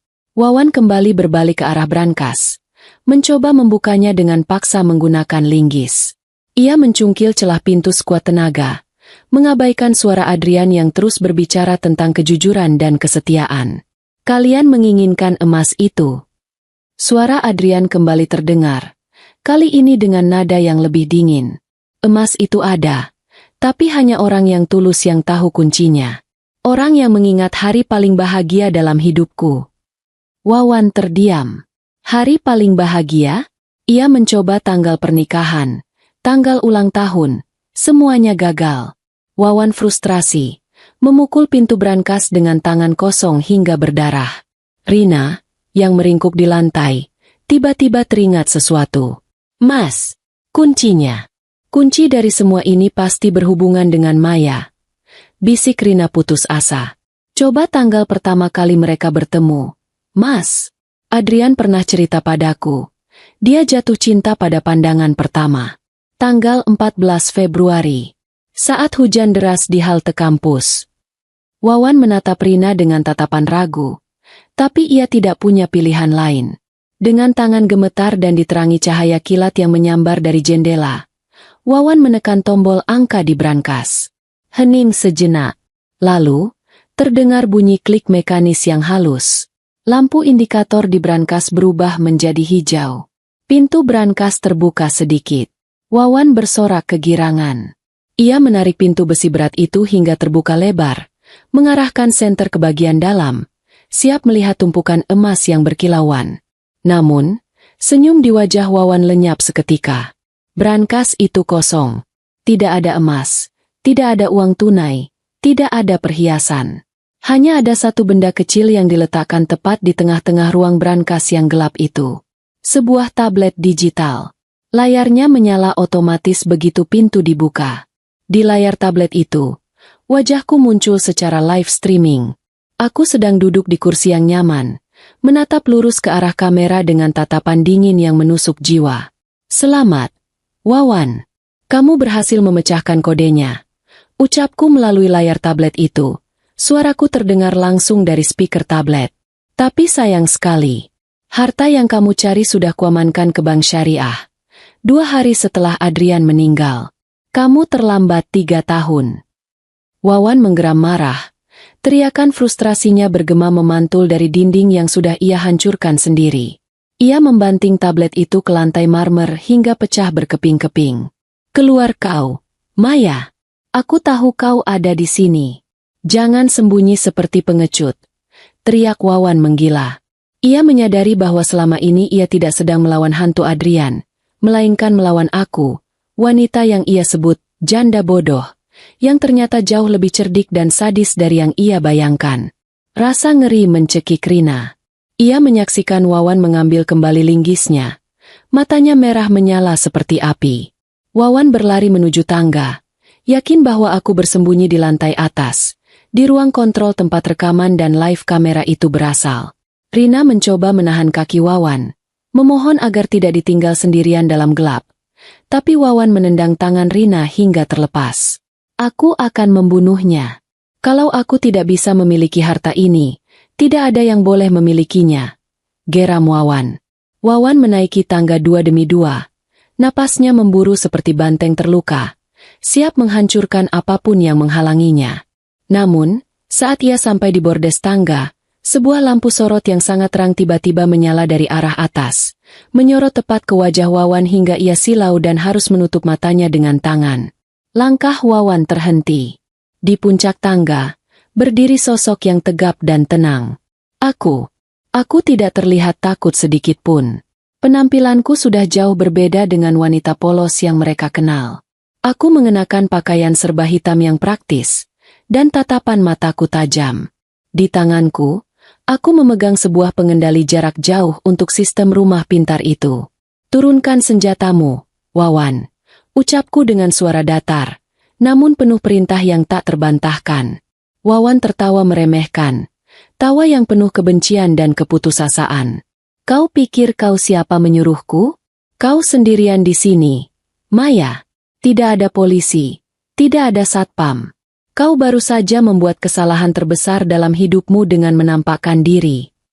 Wawan kembali melangkah naik. Linggis di tangannya diangkat tinggi-tinggi. Aku tidak bergeming. Aku hanya menekan satu tombol di pengendali jarak jauhku. Tiba-tiba, dari sisi kiri dan kanan dinding tangga, menyembur gas asap pemadam api otomatis. Asap putih tebal itu langsung menyelimuti Wawan, membuatnya batuk-batuk hebat dan kehilangan orientasi. Wawan terhuyung mundur. Matanya perih bukan main. Ia mengayunkan linggisnya membabi buta ke udara kosong, tapi tidak mengenai apa-apa. Adrian memasang sistem keamanan ini untuk melindungi kami dari perampok. Suaraku terdengar bergema dari speaker di dinding. Tapi dia tidak pernah menyangka, perampoknya justru adalah sopirnya sendiri. Di bawah, Rina yang mendengar keributan itu mencoba menyeret tubuhnya ke arah pintu keluar. Ia ingin kabur, tidak peduli pada Wawan. Namun, pintu utama masih terhalang barikade kursi dan meja yang dibuat Wawan sendiri. Rina menangis putus asa, menyadari bahwa mereka benar-benar terjebak dalam perangkap yang tak terlihat. Asap di tangga perlahan menipis karena kipas penyedot udara otomatis menyala. Wawan masih berdiri di tengah tangga, wajahnya merah dan matanya berair, tapi kemarahannya belum surut. Ia melihatku masih berdiri di posisi yang sama. Kau licik, Maya. Kau menjebak kami. Kau memalsukan tanda tangan itu, kan? Kau yang mengirim pesan itu? Teriak Wawan.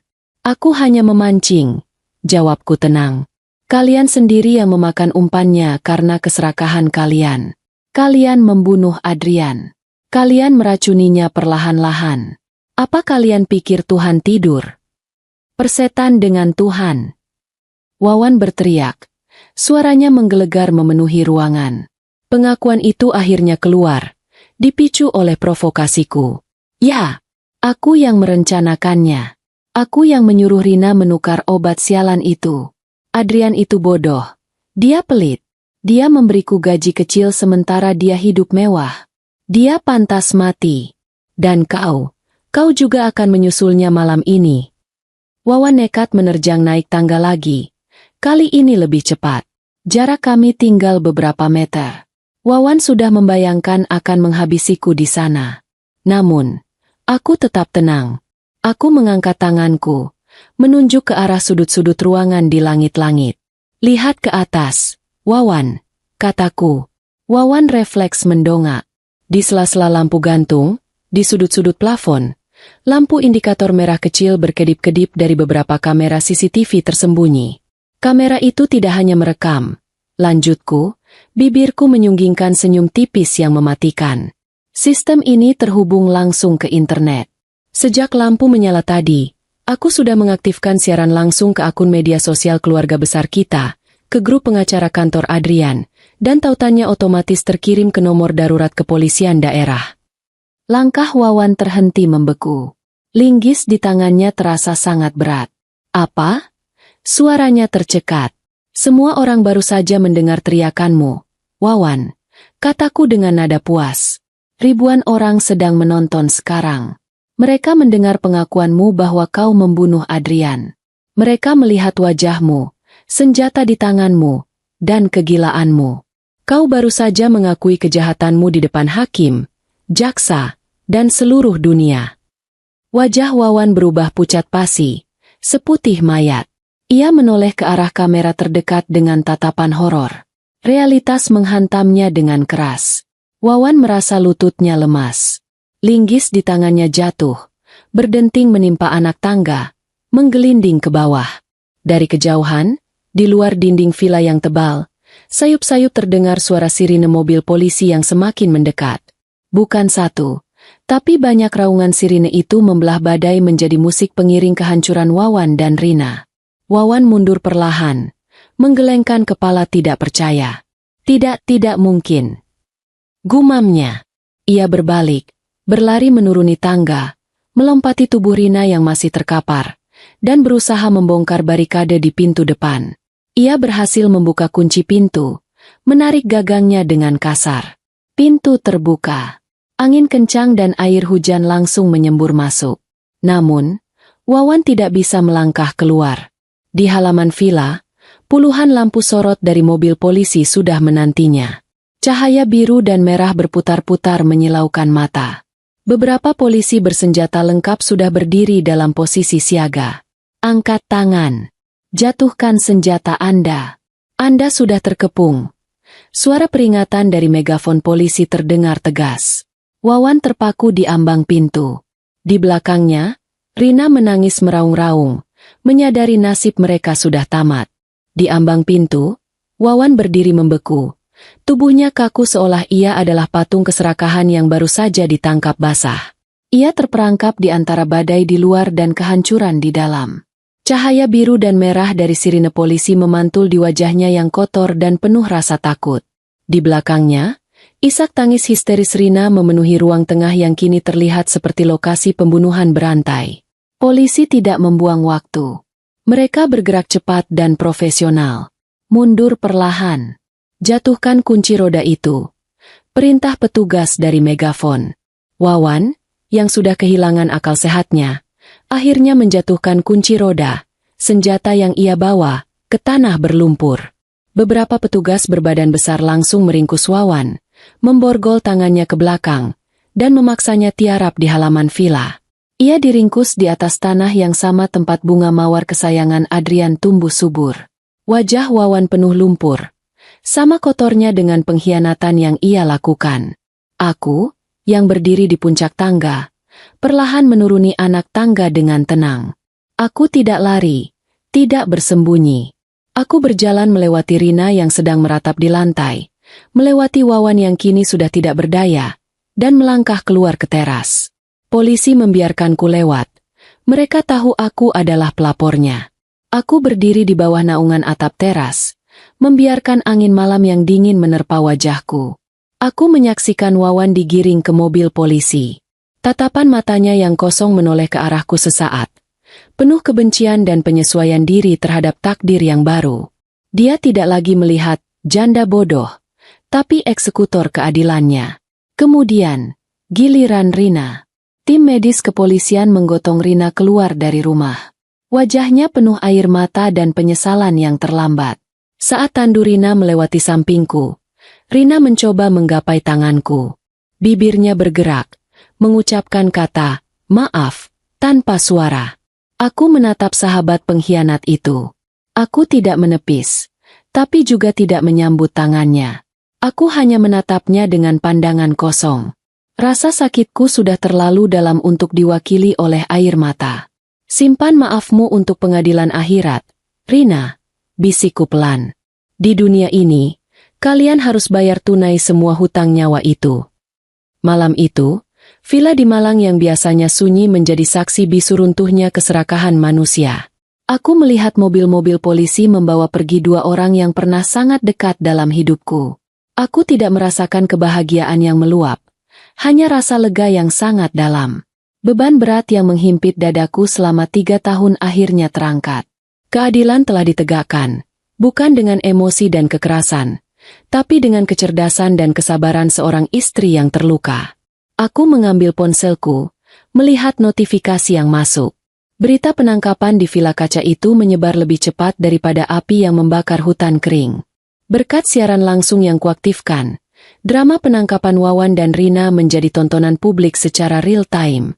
Ribuan orang yang menyaksikan detik-detik Wawan berteriak mengakui pembunuhan itu segera membagikan rekaman tersebut ke berbagai platform media sosial. Di kantor kepolisian daerah, suasana tak kalah riuh. Halaman parkir dipenuhi mobil wartawan. Namun, di ruang interogasi yang dingin, suasana terasa sangat mencekam. Wawan dan Rina ditempatkan di ruangan terpisah. Wawan, di bawah tekanan bukti video dan kemungkinan hukuman mati, mentalnya langsung runtuh. Sifat pengecut Wawan akhirnya muncul. Ia mulai bernyanyi, menimpakan semua kesalahan kepada Rina. Ia bersikeras bahwa ide pembunuhan, pemalsuan obat, dan skema teror semuanya berasal dari Rina. Ia mengaku hanya dimanipulasi karena cinta buta. Ia bahkan memohon-mohon agar diizinkan bertemu denganku untuk meminta maaf, berharap aku masih punya sisa belas kasihan.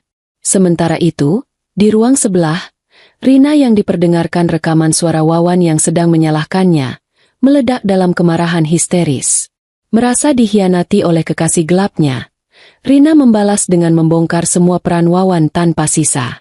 Rina mengungkapkan bahwa Wawanlah yang memiliki motif finansial paling kuat, terlilit utang judi online yang sangat besar.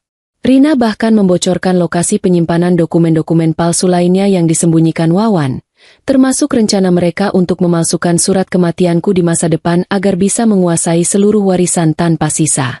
Kedua penjahat itu kini saling mangsa.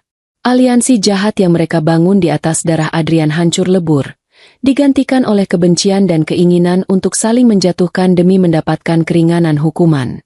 Polisi mencatat semuanya dengan rapi. Semakin mereka saling tuduh, semakin lengkap kepingan puzzle kejahatan ini. Aku, yang duduk di ruang tunggu kantor polisi ditemani pengacara keluarga, mendengarkan laporan singkat dari penyidik dengan wajah datar. Aku tidak merasakan kesenangan melihat kehancuran mereka, hanya rasa lega yang mendalam bahwa kebenaran akhirnya terungkap.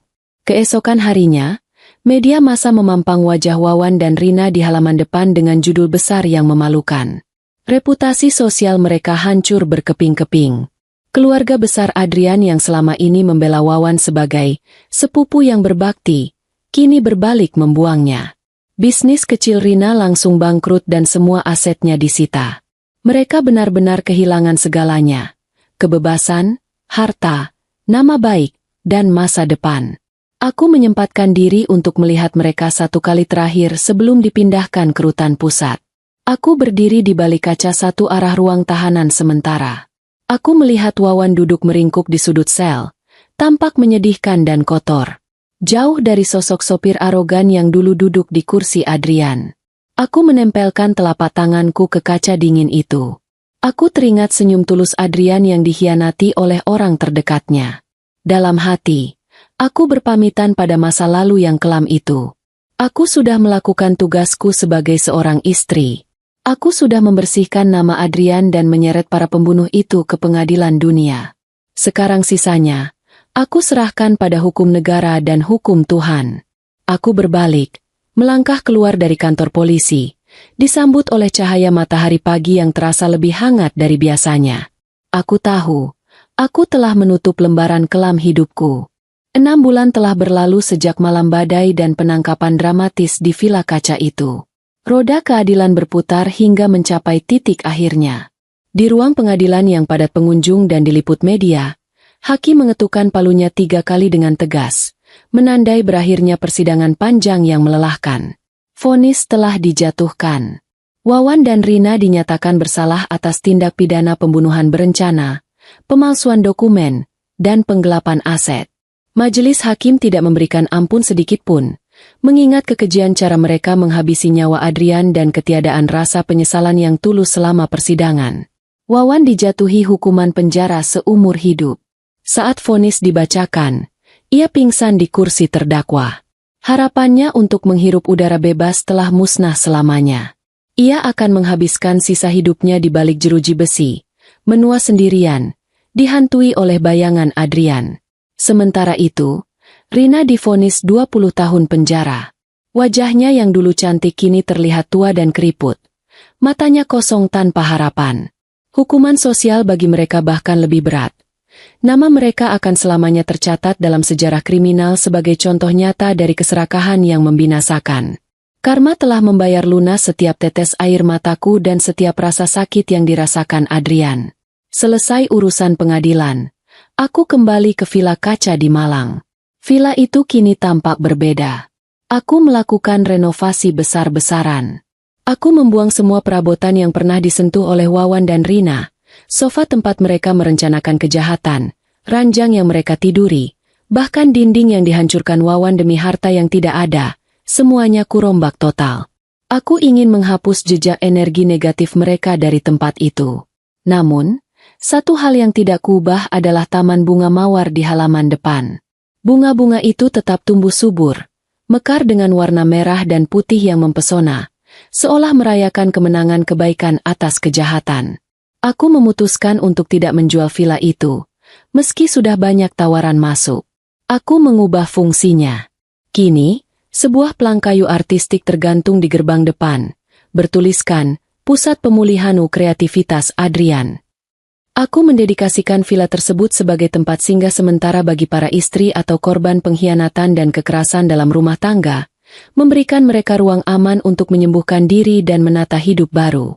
Ruang tengah tempat Wawan dulu mengumpat dan merokok kini menjadi ruang konseling dan lokakarya.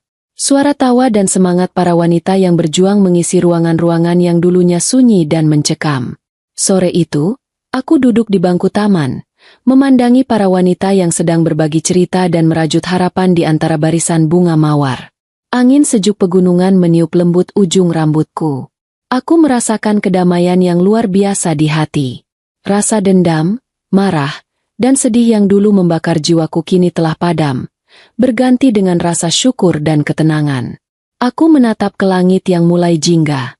Aku merasa seolah-olah Adrian sedang tersenyum padaku dari atas sana. Aku tahu suamiku pasti bangga. Harta yang dulu menjadi rebutan dan sumber malapetaka, kini telah menjadi sumber berkah dan penyembuhan bagi banyak orang. Wawan dan Rina mungkin mengira harta adalah segalanya, tapi mereka lupa bahwa warisan terbesar seseorang adalah kebaikan yang ditinggalkan. Semuanya sudah selesai, Adrian. Bisikku pelan pada angin yang berhembus. Kamu bisa istirahat dengan tenang sekarang. Rumah ini sudah kembali bersih. Sebersih hatimu dulu. Aku sudah menemukan keadilan, dan aku sudah menemukan kedamaianku. Aku bangkit dari dudukku saat azan maghrib mulai berkumandang dari masjid desa di kejauhan. Aku berjalan masuk ke dalam rumah yang kini penuh dengan cahaya dan kehidupan. Tidak ada lagi hantu masa lalu, tidak ada lagi ketakutan. Aku telah menutup lembaran kelam hidupku dan membuka lembaran baru yang penuh dengan harapan. Aku belajar bahwa kejahatan mungkin bisa menang sesaat, tapi kebenaran dan kesabaran selalu akan memenangkan babak terakhir.